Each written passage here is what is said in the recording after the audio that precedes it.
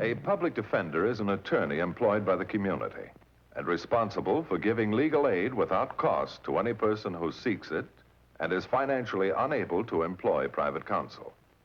It is his duty to defend those accused of crime until the issue is decided in a court of law.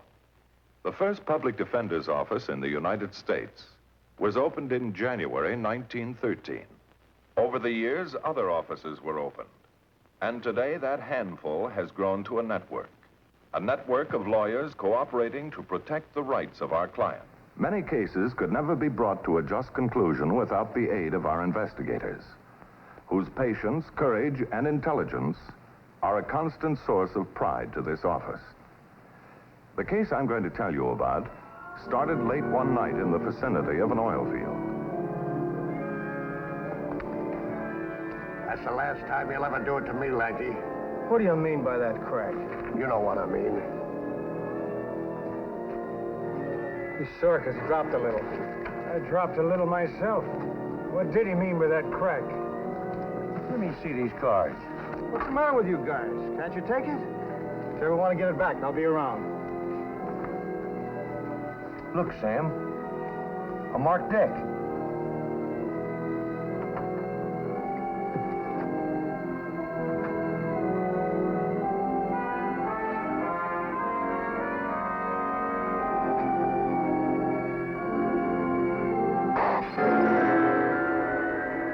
Often a crime will start a series of circumstances that involve other people in serious trouble. That's it? Yeah, it bunks here.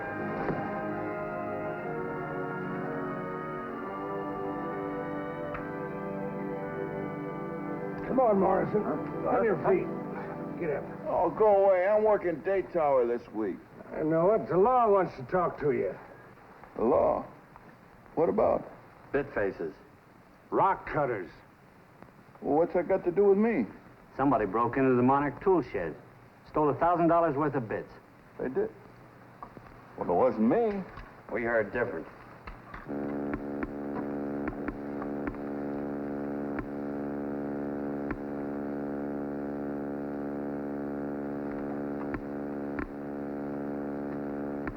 You're barking up the wrong tree, Sheriff. You ain't going to find anything in here.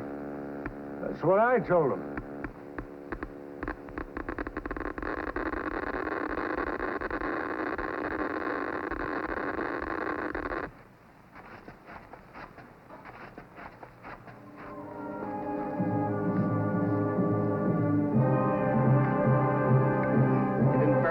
Deep, did you? Well, I didn't put him there. I can't believe this about you, Morrison. Well, I tell you, I didn't put him there. I had All nothing right, come on, put on your clothes. You'll get plenty of chance to tell your side of the story. Come on. Morrison was given a chance to tell his story, but what he had to say was not sufficient to effect his release. And that's all you know about it. Now, this card, part of the contents of your wallet. How long have you been a member of the Astronomical Society? Well, let's see. It's 41, it's 12. It's 15 years or better. It's just a hobby. Rather an unusual hobby for an oil field worker, isn't it? Oh, I wouldn't say that. Gee, we have club members that are, well, from all walks of life. There's a great fascination about the stars and the planets. Did you ever look at the spiral nebulae of Andromeda on a good dark night? Oh, I'm afraid I haven't. Well, I'll check these character references and see what I can do. Well, thanks. Say, you won't have to let my kid know about this, will you? The school she goes to is kind of particular, and I wouldn't want to worry you. Don't worry, she won't know. Oh, thanks. It'd just about kill her if she knew her old man was branded as a thief. I'm not a thief, Mr. Matthews. You know that. I believe you, Morrison. But it's going to be a difficult job to make a jury believe it. Are you sure you can't think of anyone who had any reason for framing you? No, sir. There just isn't any reason. I haven't got anything that anybody would want. I haven't got an enemy anywhere. It just don't make sense. Just don't add up. And you can't think of anything you might have done to make anyone sore? No, sir. Not a thing. Unless... he wasn't sore. He was just put out a little. Who? The driller, Flint, he bawled me out once for checking my watch by the stars. Checking your watch by the stars? Yeah.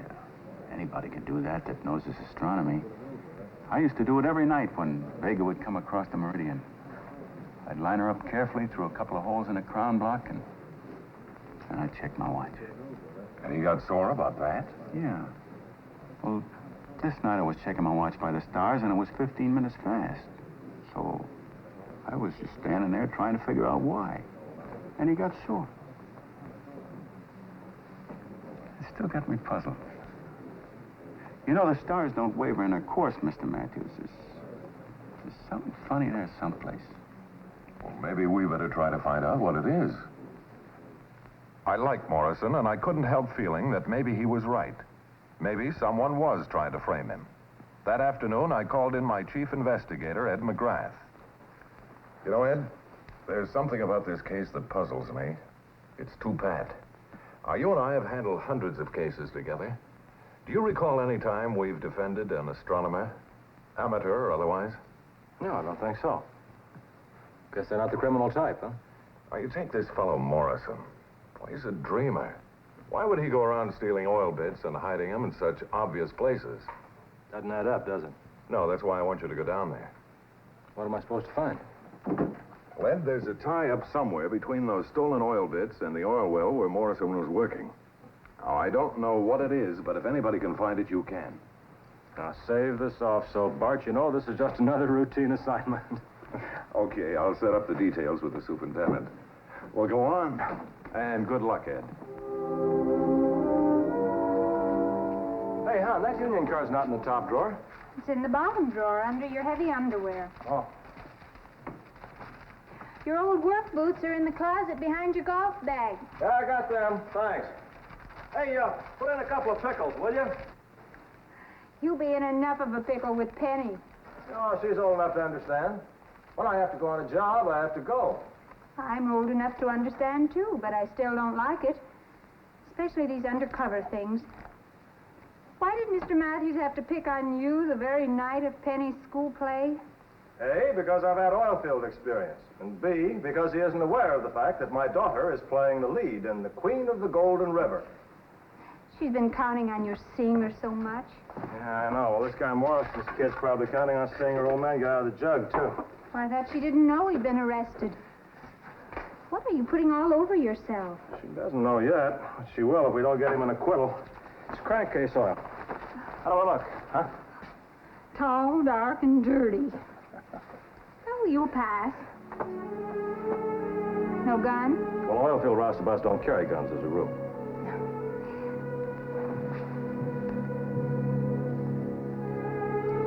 Ed, be careful. Now, don't worry. There's no chance of anything dangerous breaking on this one. It's just routine. Knock on wood. Okay, knothead.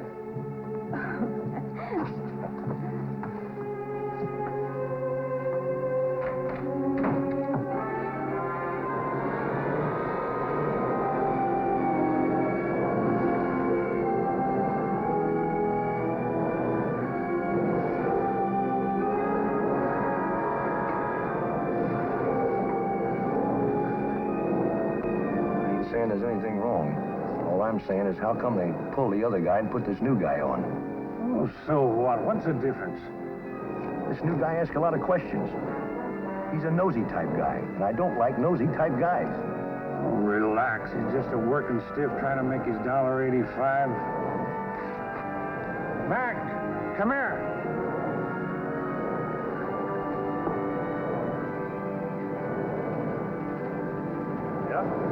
You wouldn't happen to be a company stewardie, would you? Who, me? Yeah, you. No, whatever gave you that idea? I hear you've been asking a lot of questions. Oh, I was just trying to learn something. I don't want to be a roustabout all my life. Want to be a driller, huh? Maybe, someday. Figured I'd have to make tool dresser first. I ain't running no school for tool dressers, Jack. Okay, sorry. He's sorry. Oh, lay off. You're just a roustabout on this rig, Mac. Just a flunky. Don't forget it. Here. Go get us a couple of cans of beer. Yes, sir. Get one for yourself. Thanks. Look, I don't like that guy. Oh, quit riding him, will you? Just trying to get along. Okay, you're the boss. That's right, it's your discard.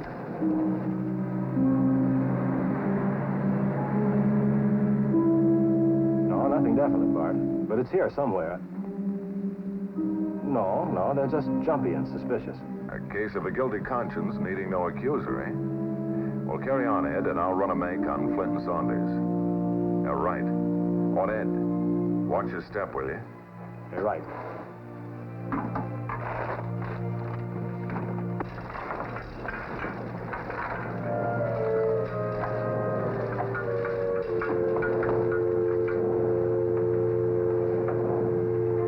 Hey, Flint, here comes Stella again. Fine. Hi, Sam. I gotta talk to you. What are you doing coming out to the rig? You want to get me fired? Suppose you got hurt or something.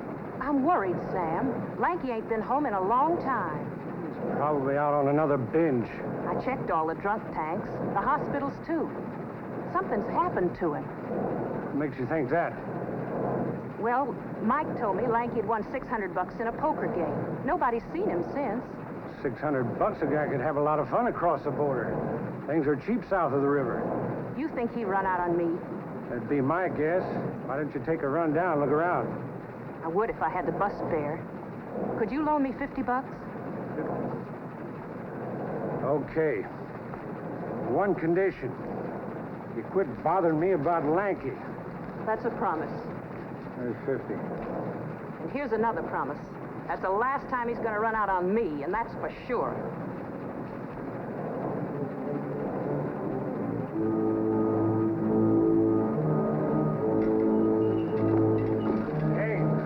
Lanky ran out on her. Who's Lanky? Guy who worked here before me? Is that any of your business, Jack? Oh, keep quiet. No, just a guy we happen to know run out on his old lady and she's trying to locate him. Oh. Hey, watch it up there. Guy could lose a foot that way. That's right. Come on down here.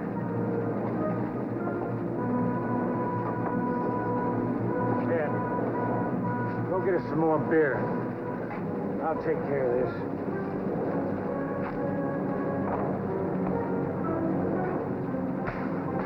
What's the idea?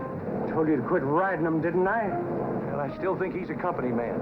What's the difference? We got nothing to worry about unless you got something on your mind. Of course not. And try playing it straight and don't get chicken. Okay, Sam. Okay. Well, he's well known around here. He's a small-time gambler named Lancaster. Lanky Lancaster. Yeah. His wife was on the rig tonight looking for him. And Flint gave her $50 for bus fare. She figures he's in Mexico. No, it's just some more names to throw in the kettle. All right, Ed, we'll check on him. Oh, didn't find anything of any importance on Flint and Saunders. Saunders did 30 on a 502 in San Francisco back in '46. And Flint was booked several times for drunk and disorderly, twice for resisting arrest and assaulting an officer. Just a belligerent drunk. I see. Well, they're nervous about something, Saunders especially. Hey, look, I'm going to try telling time by the stars when I get back. What have I got to lose? Only your life. Let me know when you finish that star thing, will you? I'll be waiting. Okay.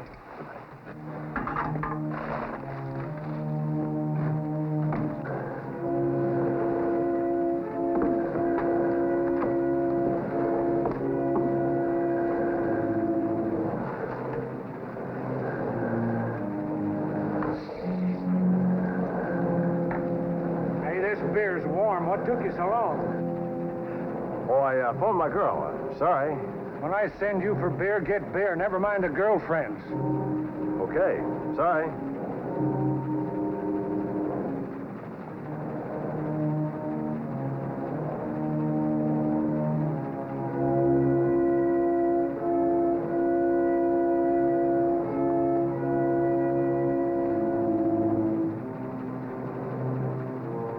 Hey, Mac, what are you doing? Oh, just checking my watch. What do you got, a clock up in that crown block? There's a big clock up there in the sky, if you know how to use it. Sounds interesting. How's it work? Well, if you know the date, latitude, and longitude, then you know what time a certain star is supposed to cross the meridian. So? Well, there's a couple of holes in that I-beam up there. I line up the star Vega through the holes, and then I know what time it is. You also know a man named Morrison, don't you? Morrison? I don't think so. Well, I think so. Knock it off. Better get up on the thimble board and start breaking down that foible. Now? Yes, now. Use the big wrench. You, want me to give you my hand? Now, believe it or not, I'm interested in the star business. Well, I don't know too much about it. I just fool around a little bit with astronomy. It's kind of a hobby. You know, you're the second roustabout I've had that's had that for a hobby. This fellow Morrison claimed he could tell time by the stars, too.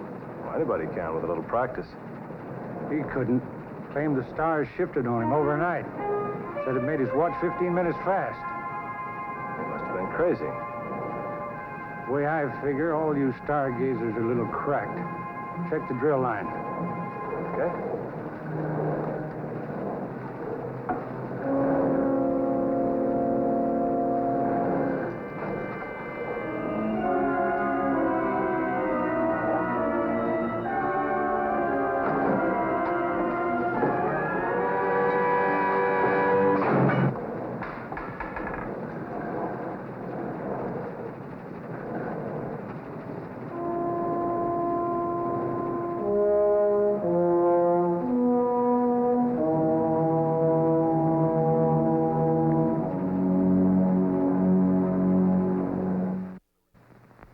When Ed McGrath phoned in the report about the attempt to kill him, we knew definitely that the stars were the clue. But we didn't know enough about astronomy to find the answer. So I called on my good friend, Dr. Frank Shepard, at the observatory. Fortunately, astronomers work at night. No, Mr. Matthews. The stars do not change their positions relative to each other. I see. And how can a man check his watch by a star? By the apparent motions of the stars, which is caused by the rotations of the Earth. The stars rise about 3 minutes and 56 seconds earlier every night. I see. Then a variation of 15 minutes... would be impossible. The only thing that could cause such a variation would be a change in the point of observation. Then the derrick move, not the star. There is no other conclusion. We check all time by the stars. They are accurate to the split second. I see. What is this all about? Or is it confidential? Well, it's a rather unusual case, Doctor. Someone has manufactured some false evidence against a man we're defending. Now, we can find no reason whatsoever, except that an oil well derrick was secretly moved, and my client had been checking his watch by this derrick. Interesting. Very interesting. It is to someone. When our special investigator pretended to check his watch by this same derrick, they tried to drop a heavy piece of machinery on his head. And the motive? Isn't there always a motive? There usually is. But it's not always so easy to find. Thank you, Doctor. Thank you very much.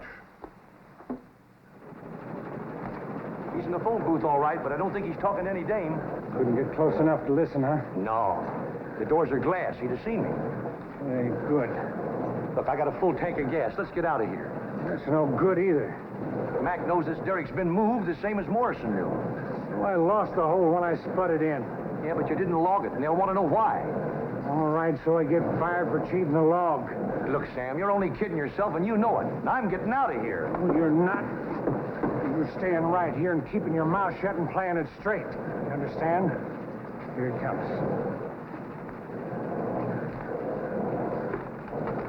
That's cold this time. Yeah, you said it, cold.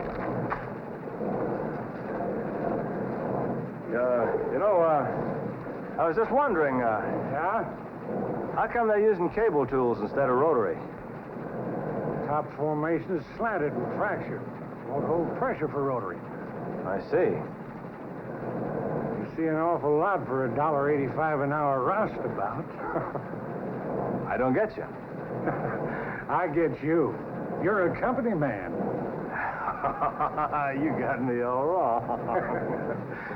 I'll bet you $500 I've got you right. That sounds very interesting. See what I told you, see? I'll do the talking. My job's worth $500 to me.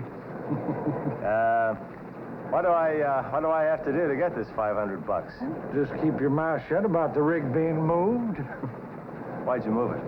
Oh, I broke a shackle to 90 feet and lost a spudder. Couldn't you fish it? Not without the tool pusher finding out about it, so we just shifted over and spud it in again. That must have been pretty tough, just the two of you, huh? We got skids on it. We just hooked a big cat to it and hauled it over, didn't we? And then you forgot to put it in the log, huh? Well, if I'd have put it in the log, you wouldn't have me over a barrel for $500. I haven't got you over a barrel, Flint. I don't want your $500. What do you want? I want to know why you framed Morrison. Nobody framed Morrison. Oh, yeah. He got suspicious about the rig being shifted, and you framed him to get him out of the way. What's Morrison to you? Plenty. You're going to take him off the spot. I get it. You're not a company man, you're a copper. Now, you're wrong again, Flint. But I'm going to take both of you in for witnesses.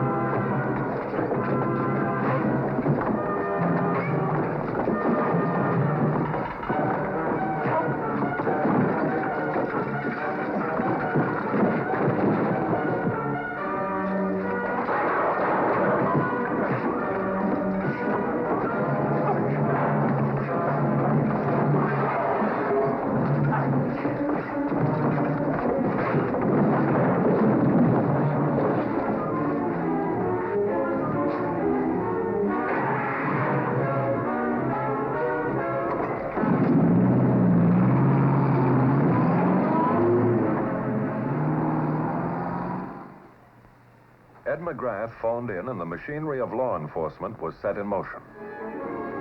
It took 1 minute and 15 seconds to determine the make, model, and license number of Saunders' 1949 coupe. 32 seconds later, an all-points bulletin was on its way to the police switchboard.